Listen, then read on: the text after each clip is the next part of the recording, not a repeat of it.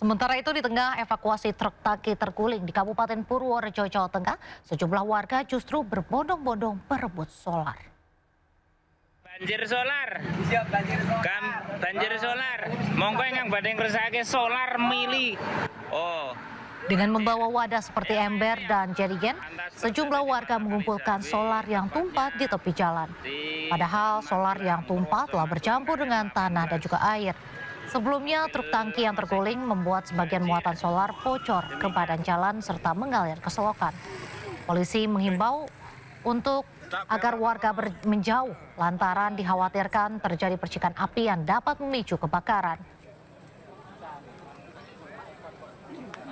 Lantas terjadi di Pasar Kalijambe, tepatnya 3 korban tewas usai ditabrak mobil pickup di Bondowoso, Jawa Timur. 2 korban tewas, ibu hamil 8 bulan dan anaknya yang berusia 5 tahun.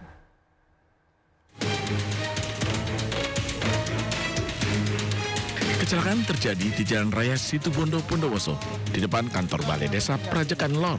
Melibatkan Fauji, pengemudi pickup 41 tahun, dan pengendara motor bersama istri dan anaknya. Pengendara motor yakni Mudarus, petani asal desa Walidono, dan istrinya Novita yang tengah hamil 8 bulan beserta anaknya yang berusia 5 tahun tewas di tempat. Kecelakaan bermula saat sepeda motor yang dikendarai korban melaju dari arah berlawanan datang mobil pickup. Saat tiba di tikungan, sopir pickup diduga mengantuk hingga kendaraannya oleng menabrak sepeda motor di depannya. Benturan keras membuat motor ringsek dan ketiga korban tewas di tempat.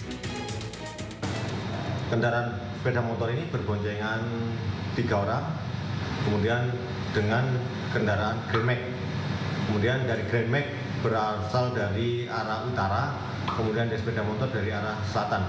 Namun karena kendaraan pengemudi Grand Max ini mengantuk, akhirnya keluar jalur, akhirnya menabrak kendaraan bermotor yang dari arah. Dugaan sementara penyebab kecelakaan adalah kelalaian pengemudi akibat mengantuk yang membuat mobilnya berpindah jalur dan menabrak korban dari arah berlawanan.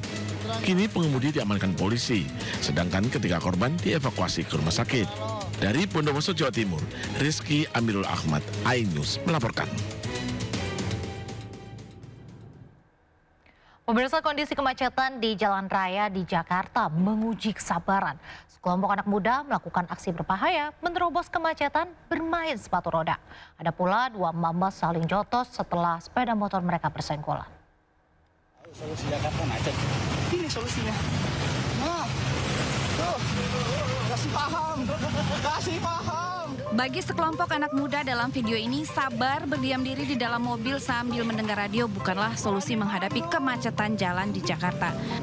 Mereka justru asyik meluncur dengan sepatu roda meliuk di antara mobil yang terjebak macet pada sore itu. Keseruan mereka bermain sepatu roda justru dinilai berbahaya oleh pengguna jalan. Karena jalan raya bukanlah lintasan olahraga, maka sudah seharusnya mereka beraksi di tempat yang telah disediakan. Dari yang ngebut pakai sepatu roda hingga yang pagi-pagi sudah ngegas di pinggir jalan. Akibat kesabaran setipis tisu, 2 emak-emak adu jotos di kawasan Ampera, Kemang, Jakarta Selatan. Akibat motor saling senggol, sukses membuat keduanya olahraga tangan di awal hari. Ternyata tidak hanya konsentrasi tinggi yang dituntut ketika melintas di jalanan Jakarta, tetapi juga kesabaran yang tiada batas agar bisa sampai di rumah dengan hati tenang. Tim Liputan iNews melaporkan.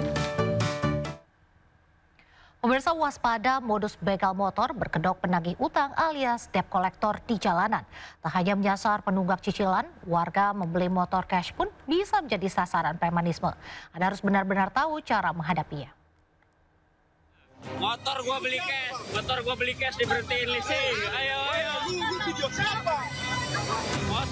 Pasangan suami istri di Depok, Jawa Barat hampir jadi korban modus perampasan penagih utang alias debt collector.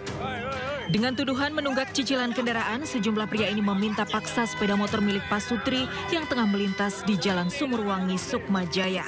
Padahal menurut korban, motor miliknya dibeli secara cash alias tunai. Korban pun berteriak minta tolong hingga menarik perhatian warga dan pengendara jalan. Terus yang punya motor itu tuh si mbak-mbak tuh teriak-teriak minta tolong. Katanya kenapa motor dia diberhentiin. Begitu aja dia teriak-teriaknya, kenapa motor saya diberhentiin. Kenapa begitu aja dia tuh. Nah terus kan aku cuma bilang Mbak minggir, dikarenakan kan macet, itu aja sih. Belasan kasus modus begal motor berkedok penagih utang memang makin meresahkan. Modus ini berkembang dari maraknya perampasan motor oleh mata elang, pihak ketiga yang disewa perusahaan pembiayaan untuk menyita kendaraan penunggak cicilan. Meski penyitaan sepeda motor karena nunggak cicilan tergolong legal, tapi praktiknya kerap disertai kekerasan. Warga pun muak dengan aksi premanisme mata elang di jalanan hingga kerap memicu perlawanan. Seperti di Cengkareng, Jakarta Barat, puluhan anggota Ormas bentrok dengan sekelompok debt collector di Jalan Daan Mogot. Ormas menyerang kelompok debt collector lantaran tidak terima salah satu anggotanya menjadi korban perampasan sepeda motor. 4 orang terluka dan beberapa fasilitas umum di sekitar lokasi hancur. Berawal dari kesalahpahaman ya dari dua kelompok ini hingga terjadi perselisihan. Kemudian mereka melakukan penyerangan ke tempat kelompok berada, salah satu kelompok berada. Namun ya alhamdulillah sampai dengan saat ini tidak ada korban. Dalam aturan Otoritas Jasa Keuangan, penagih utang harus memiliki 5 dokumen, yaitu kartu identitas, sertifikat profesi di bidang penagihan dari lembaga sertifikasi profesi, surat tugas dari lembaga pembiayaan, bukti dokumen debitur wan prestasi, dan salinan sertifikat jaminan fidusia. Perampasan kendaraan juga boleh dilakukan hanya jika tunggakan cicilan lebih dari 3 bulan. Tim Liputan iNews melaporkan. Pemirsa, seorang nasabah menjadi korban perampokan usai mengambil uang ratusan juta rupiah di Bekasi, Jawa Barat. Pelaku yang menggunakan 2 motor berbekal senjata tajam untuk melakukan aksinya.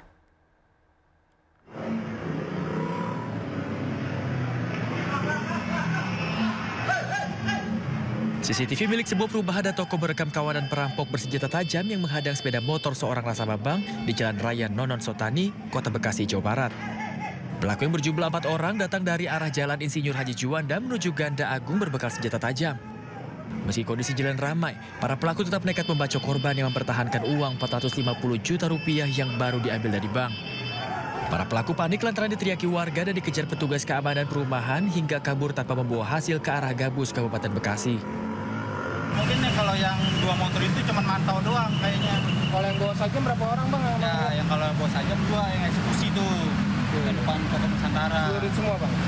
Apa? Celurit semua? Golok pak. Bang itu tasnya udah sempat dibacok sama dia? Nah tas itu udah sempat putus satu ininya. Korban mengalami luka bacokan di bagian punggung dan tangan sebelah kiri langsung dilarikan warga setempat ke klinik terdekat untuk mendapatkan perawatan medis. Pasca kejadian, petugas Polsek Rawalumbu dan Polres Metro Kota Bekasi langsung mendatangi lokasi dan melakukan olah tempat kejadian perkara. Hingga kini pelaku masih dalam pengejaran petugas gabungan dari Polsek dan Polres Metro Bekasi Kota. Dari Bekasi, Jawa Barat, Rahmat Hidayat, iNews melaporkan. Warga digegerkan penemuan jasad pria di pinggir Waso, Jagorawi, Bogor, Jawa Barat. Korban ditemukan dengan kondisi tangan dan kaki terikat. Ada mayat, ditemukan mayat. Video amatir warga merekam jasad pria yang tergeletak tidak bernyawa di pinggir tol Jagorawi, Citerep, Kabupaten Bogor, Jawa Barat. Korban ditemukan dengan kondisi tangan dan kaki terikat lakban. Polisi yang tiba di lokasi langsung melakukan olah tempat kejadian perkara serta memeriksa sejumlah saksi untuk mengumpulkan barang bukti. Dari hasil identifikasi diketahui jasad atas nama Ujang Adi Wijaya, warga Depok. Pada saat kita ke TKP, kemudian kami melakukan olah TKP. Selanjutnya jenazah tersebut kami bawa ke Rumah Sakit Kramat Jati, Jakarta.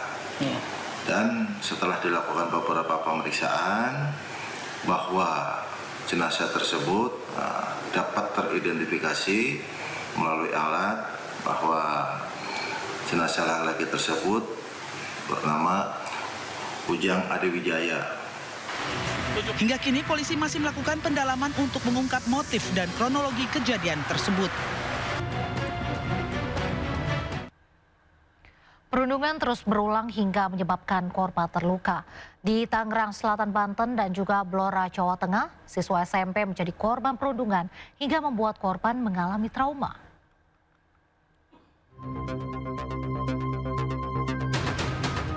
Dari foto yang beredar, Muhammad Hisyam menderita luka lebam di wajah dan kepalanya usai dibully teman kelasnya. Siswa menengah pertama negeri Tangerang Selatan ini kini dirawat intensif di Rumah Sakit Fatmawati, Jakarta. Dari penuturan korban, dirinya dipukul menggunakan kursi di kepala bagian belakang. Keluarga korban mengatakan jika keluarga pelaku sempat berjanji menanggung biaya pengobatan, namun hingga kini janjinya tidak terbukti. Ironisnya, pelaku masih sekolah dan belum diberikan sanksi oleh pihak sekolah. Keluarga korban belum melaporkan peristiwa ini ke pihak berwajib, berharap pelaku bertanggung jawab. Dari Tangerang Selatan, Banten, Nunung Purnomo, iNews melaporkan. Kasus perundungan juga menimpa siswa SMP di Blora, Jawa Tengah. Korban yang dipukuli teman-teman sekolahnya mengalami trauma.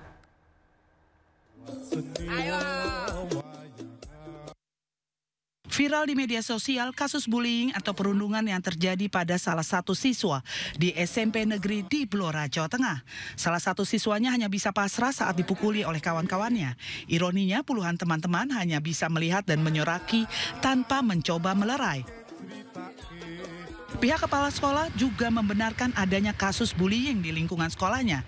Peristiwa ini terjadi pada hari Jumat di kamar mandi di sekolah saat jam istirahat. Pihak sekolah telah mengambil langkah dengan memanggil kedua orang tua korban maupun pelaku untuk dilakukan mediasi, serta telah berkoordinasi dengan Dinas Pendidikan, Dinas Sosial, serta tim kepolisian guna penanganan lebih lanjut. Korban merupakan siswa kelas 8, pelaku kelas 7, dan provokator merupakan kelas 9. Akibat kasus bullying ini, korban mengalami trauma dan luka memar di bagian tubuhnya. Pihak sekolah memastikan akan melakukan pendampingan pada korban dan menjamin keamanan korban saat berada di sekolah. Pemirsa, pasca ledakan di SMA Negeri 72 Jakarta, Presiden Prabowo akan memperketat aturan game online pada anak. Salah satu game yang menjadi perhatian khusus adalah PUBG. Penggunanya pun akan dibatasi. Masa kenapa tuh? Sumpah.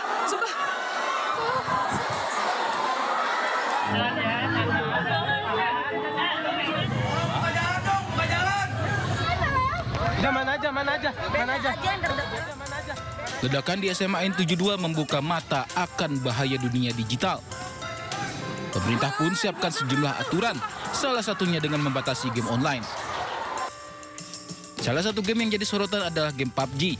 Game ini dianggap berbahaya karena menunjukkan dengan detail tipe-tipe senjata. Tak hanya itu, game yang seharusnya masuk untuk kategori usia 18 tahun ke atas ini ternyata banyak dimainkan oleh anak-anak. Ini contoh PUBG gitu, misalnya contoh itu kan di situ juga mungkin kita berpikirnya mungkin ada pembatasan ya, karena di situ kan jenis-jenis senjata juga mudah sekali untuk dipelajari. Lebih berbahaya lagi ini kan secara psikologis terbiasa yang melakukan yang namanya kekerasan itu sebagai sesuatu yang mungkin menjadi biasa aja gitu. Selain Indonesia, sejumlah negara sudah lebih dulu melarang game PUBG. India menjadi negara pertama yang melarang PUBG pada 2020 lalu. Kini game PUBG boleh dimainkan, namun di bawah pengawasan langsung pemerintah.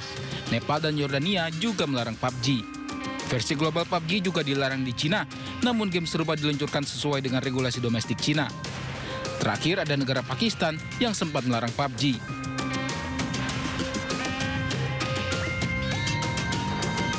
Sementara itu, pengawasan game online di Indonesia diperketat dengan adanya Indonesia Game Rating System. Semua game yang masuk ke Indonesia dikelompokkan sesuai usia dan mulai berlaku tahun 2026.